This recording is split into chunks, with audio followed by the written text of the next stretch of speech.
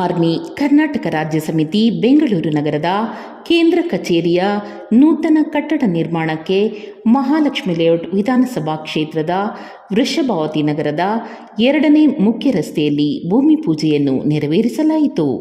Bhim army ರಾಜ್ಯ ಮುಖಂಡರಾದ Rajagopal D ಇವರ ಮಾರ್ಗದರ್ಶನದಲ್ಲಿ ಭೀಮ್ ಆರ್ಮಿ ಬೆಂಗಳೂರು ನಗರದ ಕೇಂದ್ರ ಕಚೇರಿಯ ನಾಮಫಲಕವನ್ನು ಅಳವಡಿಸಿ ಪೂಜೆ ನೆರವೇರಿಸಲಾಯಿತು. ಸಂಘಟನೆಯ ಪದಾಧಿಕಾರಿಗಳೆಲ್ಲರೂ ಸೇರಿ ರಾಜೇಂದ್ರ ದಮ್ಮಾಚಾರಿಗಳ ಪೌರೋಹಿತ್ಯದಲ್ಲಿ ಶಾಸ್ತ್ರೋಕ್ತವಾಗಿ ಬುದ್ಧನ ಮೂರ್ತಿಗೆ ಪೂಜೆ ನೆರವೇರಿಸಿ ಮೇಣದ ಬತ್ತಿ ಬೆಳಗುವ ಮೂಲಕ ಶ್ರದ್ಧಾಭಕ್ತಿ ಪಾಲಿಸಿದರು. ನಂತರ ಸಂಘದ ಪದಾಧಿಕಾರಿಗಳೆಲ್ಲರೂ ಸೇರಿ ಭೂಮಿ ಪೂಜೆಯನ್ನು ನೆರವೇರಿಸಿ ಮುಂದಿನ ಕಟ್ಟಡ ನಿರ್ಮಾಣಕ್ಕೆ ಶುಭ ಹಾರೈಸಿದರು. ಕಾರ್ಯಕ್ರಮದಲ್ಲಿ ಭೀಮ್ ಆರ್ಮಿ ಬೆಂಗಳೂರು ನಗರ ಅಧ್ಯಕ್ಷರಾದ ಪ್ರದೀಪ್ ಸಾಮ್ರಾಟ್, ಕಾರ್ಯದರ್ಶಿ ಆನಂದ್ ಕುಮಾರ್, ಸಂಘಟನೆಯ ಕಾನೂನು ಸಲಹೆಗಾರರಾದ ಅಶೋಕ್ ಹೆಚ್ಸಿ, ಭೀಮ್ ಆರ್ಮಿ ಮಹಾಲಕ್ಷ್ಮೀಪುರಂ ಅಧ್ಯಕ್ಷರಾದ ಪ್ರತಾಪ್, ಉಪಾಧ್ಯಕ್ಷರಾದ ಮೋಹನ್ ಜಿ, ಚಂದ್ರಶೇಖರ್, ಭೀಮ್ ಆರ್ಮಿ ಗಾಂಧಿನಗರ ಕ್ಷೇತ್ರದ ಅಧ್ಯಕ್ಷರಾದ ಶಾಂತಕುಮಾರ್, ಪದಾಧಿಕಾರಿಗಳಾದ ವೇಲು, ಲೋಕೇಶ್ ಸಿ, ಸಿದ್ದರಾಜು, ರಾಮಣ್ಣ, ಚಿಕ್ಕರಾಮು, ರವಿಕುಮಾರ್, ಕೆಂಪರಾಜು, ಅನಿಲ್, ಶ್ರೀನಿವಾಸ್, ಪ್ರದೀಪ್, ಶಿವು, ದಿನೇಶ್ ಸೇರಿದಂತೆ ಮುಂತಾದ ಮುಖಂಡರು ಭಾಗವಹಿಸಿದ್ದರು. ಕಾರ್ಯಕ್ರಮದಲ್ಲಿ ವಿಶೇಷವಾಗಿ ಬಸವೇಶ್ವರ ನಗರದ ಬೆಂಗಳೂರು ಕಾನೂನು ವಿದ್ಯಾಲಯದ ಉಪಾಧ್ಯಕ್ಷರು, ವಿದ್ಯಾರ್ಥಿಗಳು ಸೇರಿ ಸಮಾಜದಲ್ಲಿ ಯುವ ಸಮುದಾಯ ದುಶ್ಚಟಗಳಿಗೆ ಬಲಿಯಾಗುತ್ತಿರುವುದರ ಬಗ್ಗೆ ಕಾರಣ ಯಾರು, ಏನು ಎಂಬುದರ ಬಗ್ಗೆ ನಾಟಕ ಪ್ರದರ್ಶಿಸುವ ಮೂಲಕ ಜಾಗೃತಿ ಮೂಡಿಸಿದರು. ಭೀಮ್ ಆರ್ಮಿ ಭಾರತ್ ಏಕ್ತಾ ಮಿಷನ್ ಬೆಂಗಳೂರು ನಗರ ಸಮಿತಿಯ ಒಂದು ಗುದ್ದಲಿ ಪೂಜಾ ಕಾರ್ಯಕ್ರಮ ನೆರವೇರಿಸಿದ್ದೀವಿ. ಅದ್ರ ಜೊತೆಯಲ್ಲಿ ಶಾಂತಯುತವಾಗಿ ಕಾರ್ಯಕ್ರಮ ಆಗಬೇಕು ಅಂದ್ಬಿಟ್ಟು ಒಬ್ಬರು ಬಂತೇಜಿ, ಒಬ್ಬರು ದಮ್ಮಾಚಾರಿಗಳು ಬೌದ್ಧ ಧಮ್ಮದ ಉಪದೇಶಗಳ ಮುಖಾಂತರ ಈ ಒಂದು ಕಾರ್ಯಕ್ರಮ ಶಾಂತಿಯುತವಾಗಿ ಆಗಬೇಕು ಅಂದ್ಬಿಟ್ಟು ನಮ್ಮ ಹಲವಾರು ಬೆಂಗಳೂರಿನಲ್ಲಿರ್ತಕ್ಕಂಥ ಎಲ್ಲ ವಿಭಾಗದಂಥ ಕಾರ್ಯಕರ್ತರುಗಳು, ನಮ್ಮ ರಾಜ್ಯಾಧ್ಯಕ್ಷರುಗಳು, ಹಾಗೆ ನಮ್ಮ ಬೆಂಗಳೂರು ಪ್ರೆಸಿಡೆಂಟ್ಗಳು ಎಲ್ಲರೂ ಕೂಡ ಭಾಗವಹಿಸಿ ಇದೊಂದು ಕಾರ್ಯಕ್ರಮನ ಯಶಸ್ವಿಗೊಳಿಸಿದ್ದೀವಿ. ಸರ್, ಉದ್ದೇಶ ಅಂದರೆ ಈಗ ನಮ್ಮ ಭೀಮ್ ಆರ್ಮಿ ಭಾರತ್ ಏಕ್ತಾ ಮಿಷನ್ ಸಂಘಟನೆಯು ರಾಷ್ಟ್ರಾದ್ಯಂತ ಹರಡ್ಕೊಂಡಿದೆ. ಬೆಂಗಳೂರಿನಲ್ಲಿ ಕೂಡ ನಮಗೆ ಕಾರ್ಯಾಗಾರ ಮಾಡೋಕ್ಕೆ ಮತ್ತು ಸಂಘಟನೆಗಳದ್ದು ರೂಪುರೇಷೆಗಳು ಹಾಕೋಣಕ್ಕೆ, ಹೋರಾಟದ ರೂಪುರೇಷೆಗಳು ಹಾಕೋಣಕ್ಕೆ ಒಂದು ನಮಗೆ ಜಾಗದ ಅವಶ್ಯಕತೆ ತುಂಬ ಇತ್ತು. ಹಾಗಾಗಿ ನಾವು ಈ ಜಾಗನ ಒಂದು ಭೋಗ್ಯದ ರೀತಿಯಲ್ಲಿ ಪಡ್ಕೊಂಡು ಒಂದು ಗುದ್ದಲಿ ಪೂಜೆ ಕಾರ್ಯಕ್ರಮವನ್ನು ನೆರವೇರಿಸಿ ಮುಂದಿನ ದಿನಗಳಲ್ಲಿ ನಮ್ಮ ಸಂಘಟನೆಯನ್ನು ಬಲಪಡಿಸಬೇಕು. ಯಾವ ರೀತಿ ಅಂದರೆ ಇವತ್ತು ಯುವಶಕ್ತಿ ದೇಶನೇ ಕೂಡ ಬದಲಾಯಿಸ್ತಾ ಇದೆ, ಆ ಉದಾಹರಣೆಗಳು ಕೂಡ ನೋಡ್ತಾ ಇದ್ದೀವಿ. ಹಾಗಾಗಿ ನಮ್ಮ ಸಂಘಟನೆ ಕೂಡ ಒಂದು ಯುವಶಕ್ತಿ ಮುಖಾಂತರನೇ ಒಂದು ದೊಡ್ಡದೊಂದು ಕ್ರಾಂತಿ ಕೂಡ ಪ್ರಾರಂಭ ಮಾಡಬೇಕು ಅಂದ್ಬಿಟ್ಟು ಒಂದು ಕಾರ್ಯಾಗಾರಗಳಾಗಬೇಕಂತ ಈ ಒಂದು ಕಾರ್ಯಕ್ರಮನ ಇವತ್ತು ವಿಶ್ವದ ಶಾಂತಿಯ ಸಂಕೇತ ಬುದ್ಧರ ಪ್ರತಿಮೆಯನ್ನು ಇಟ್ಟು ಅವರಿಗೆ ಪುಷ್ಪನಮನ ಮಾಡೋದ್ರ ಮುಖಾಂತರ ಶಾಂತಿಯುತವಾಗಿ ಇದೊಂದು ಕಾರ್ಯಕ್ರಮವನ್ನು ನೆರವೇರಿಸಿದ್ವಿ. ಸರ್, ನಮ್ಮ ಸಂಘಟನೆ ಬಂದ್ಬಿಟ್ಟು ಭೀಮ್ ಆರ್ಮಿ ಭಾರತ್ ಏಕ್ತಾ ಮಿಷನ್ ಸಂಘಟನೆ, ರಾಷ್ಟ್ರಾದ್ಯಂತ ಸಂಘಟನೆ. ಈ ಸಂಘಟನೆ ಉದ್ದೇಶ ಒಂದು ದಲಿತ ಸಂಘಟನೆ ಅಲ್ಲ, ಒಂದು ಕಮ್ಯುನಿಟಿ ಪರವಾಗಿರ್ತಕ್ಕಂಥ ಸಂಘಟನೆ ಅಲ್ಲ. ನಮ್ಮ ಸಂಘಟನೆ ಬಹುಜನ ಹಿತಾಯ, ಬಹುಜನ ಸುಖಾಯ.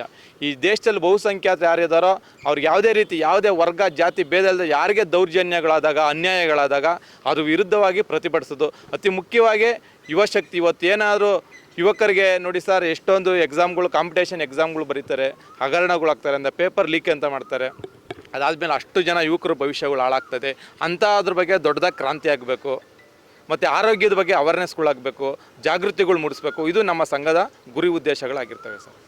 ನೀವು ಹೇಳಿದಾಗೆ ಸಮಾಜದ ಎಲ್ಲರೂ ಮತ್ತು ಸುಖ ಕಾಪಾಡ್ತಕ್ಕಂಥದ್ದು ಎಲ್ಲ ಕೆಲಸಗಳನ್ನ ನಂಬ್ಕೊಂಡಿದ್ದೀವಿ ಅಂತ ಈ ರೀತಿಯಾದ ನೂರಾರು ಸಂಘಟನೆಗಳು ಇವತ್ತು ಪ್ರಚಲಿತವಾಗಿದ್ದಾವೆ. ಬಟ್ ಯಾವೂ ಕೂಡ ಒಂದು ಒಗ್ಗಟ್ಟನ್ನು ಪ್ರದರ್ಶನ ಮಾಡ್ತಿಲ್ಲ. ಹಾಗಾಗಿ ಎಲ್ಲೋ ಒಂದು ಕಡೆ ಯಾವ ಏಳಿಗೆ ನಡೀತಾ ಇಲ್ಲ ಅನ್ನೋ ಆರೋಪ ಇದೆ ಸರ್. ಒಗ್ಗಟ್ಟು ಅಂತ ಹೇಳಕ್ಕೆ ಬಂದರೆ ಈಗ ನಾವು ಒಂದು ಕುಟುಂಬದಲ್ಲಿ ಇರ್ತೀವಿ, ಒಂದು ಕುಟುಂಬದಲ್ಲಿ ಇದ್ಕೊಂಡು ನಾವು ಅಣ್ಣ ತಮ್ಮದಿರದಲ್ಲಿ ನಮಗೆ ಕೂಡ ವೈರತ್ವಗಳು ಇರ್ತವೆ. ಹಾಗಾಗಿ ಸಂಘಟನೆಗಳು ಕೆಲವೊಂದು ಭಿನ್ನಾಭಿಪ್ರಾಯಗಳಿರ್ತವೆ. ಆದರೆ ಇಡೀ ದೇಶದಲ್ಲಿ, ಇಡೀ ರಾಜ್ಯದಲ್ಲಿ ಎಷ್ಟೇ ಸಂಘಟನೆಗಳು ಅವ್ರ ಗುರಿ ಉದ್ದೇಶ ಒಂದೇ, ಈ ದೇಶ ಐಕ್ಯತೆ ಆಗಬೇಕು, ಈ ದೇಶ ಅಭಿವೃದ್ಧಿ ಆಗಬೇಕು ಅನ್ನೋದು ಒಂದು ಗುರಿ ಉದ್ದೇಶ ಇರುತ್ತೆ ಸರ್. ನೀವು ಹೇಳ್ದಂಗೆ ಒಂದು ಕುಟುಂಬದಲ್ಲಿ ನಾನಾ ರೀತಿ ಭಿನ್ನಾಭಿಪ್ರಾಯ ಇರುತ್ತೆ ಅನ್ನೋ ಮಾತು ಹೇಳಿದ್ರಿ. ಆದರೆ ಕುಟುಂಬಕ್ಕಷ್ಟೇ ಸೀಮಿತ ಆಗಿರುತ್ತೆ. ಆದರೆ ಸಂಘಟನೆಗಳು ಸಮಾಜಮುಖಿಯಾಗಿರಬೇಕಾಗುತ್ತೆ. ಸೊ ಆ ನಿಟ್ಟಿನಲ್ಲಿ ಎಲ್ಲರೂ ಒಗ್ಗಟ್ಟಾಗಿರ್ಬೇಕು ಅಂದರೆ ಏನು ಕಾರ್ಯ ಕೊಡ್ತೀರಾ ಸರ್? ಒಗ್ಗಟ್ಟಿನಲ್ಲಿ ಇರಬೇಕಂದ್ರೆ ಅವರು ಏನೇ ಅವರು ಮನಸ್ತಾಪಗಳು ಭಿನ್ನಾಭಿಪ್ರಾಯಗಳು ಏನೇ ಇದ್ರೂ ಬದಿಗಿಟ್ಬಿಟ್ಟು ಒಂದು ಹೋರಾಟ ಅಂತ ಇದ್ದಾಗ ನಮ್ಮ ವೈಯಕ್ತಿಕ ಏನೇ ಇತ್ತು ಅಂದ್ರೂ ಬೀದಿಗೆ ಇಳಿದು ಹೋರಾಟ ಮಾಡ್ತಾರಲ್ಲ ಸರ್, ಅದು ಬಿಟ್ಟು ಇನ್ನೇನು ಹೇಳೋಕ್ಕಾಗಲ್ಲ ಸರ್. ಅದೊಂದು ಮಾಡ್ಬೋದು. ನಡೆದಂಥ ಶಂಕುಸ್ಥಾಪನೆ ಬಗ್ಗೆ ಶಂಕುಸ್ಥಾಪನೆ ಬಗ್ಗೆ ಹೇಳಿದ್ವಲ್ಲ ಸರ್, ಬುದ್ಧನ ಪ್ರತಿಮೆ ಇಟ್ಬಿಟ್ಟು ಶಾಂತಿಯುತವಾಗಿ ಒಂದು ಕಾರ್ಯಕ್ರಮ ಶಂಕುಸ್ಥಾಪನೆ ಮಾಡಿದ್ದೀವಿ. ಇನ್ನು ಮುಂದಿನ ದಿನಗಳಲ್ಲೂ ಕೂಡ ಸಂಘಟನೆ ಬಲಪಡಿಸಬೇಕು, ಯುವ ಕ್ರಾಂತಿ ಪ್ರಾರಂಭ ಆಗುತ್ತೆ ಅಂತ ಹೇಳ್ತೀನಿ ಸರ್.